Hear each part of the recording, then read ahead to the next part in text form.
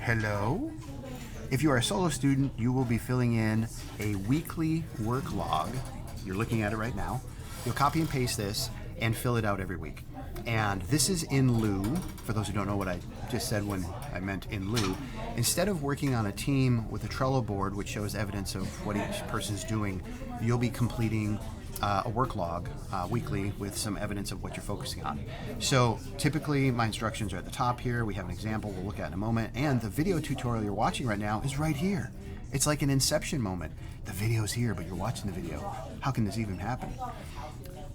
So you'll fill in a summary, one sentence, just what was your goal and intention for the week, okay? Then what you did for the week, just kind of explain it very simply. How did you do it? This is a crucial differentiation, so what and how, cool.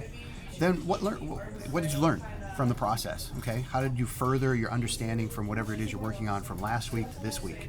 And then problem solving is key. So what problems did you solve, either working with people, learning new skills, et cetera, et cetera. So just kind of highlight that.